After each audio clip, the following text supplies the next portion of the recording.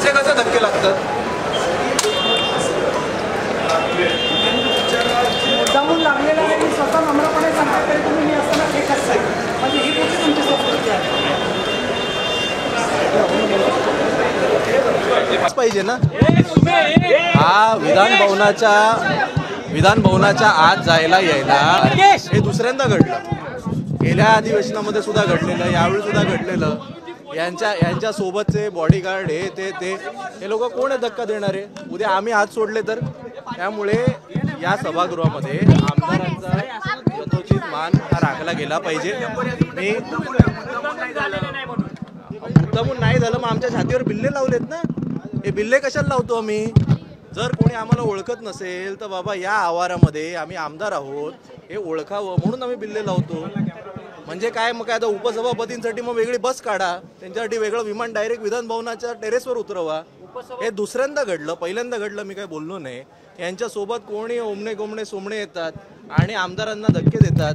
ही सगळी फालतूगिरी बंद झाली पाहिजे.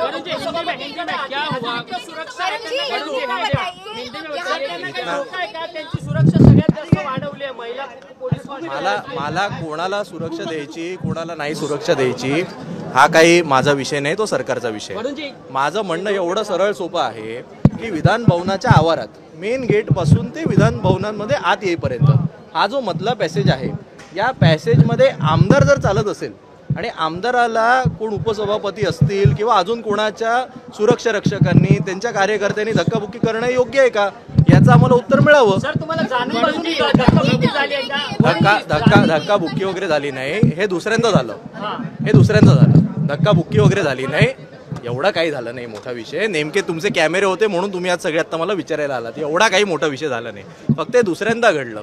गेल्या वेळी जेव्हा त्या पायऱ्यांवरच मी उभा असताना त्यांच्याच एका सुरक्षा रक्षकांनी बाजूला करण्याचा प्रयत्न केलेला. माझा एवढा सरळ सोपा प्रश्न आहे.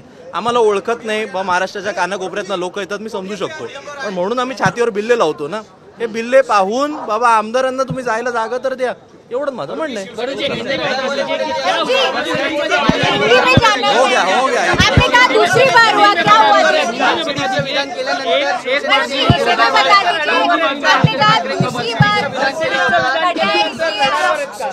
नहीं हिंदी में बोलने इतना ये बड़ा नेशनल इशू नहीं है, तो हिंदी में बोलने की जरूरत नहीं.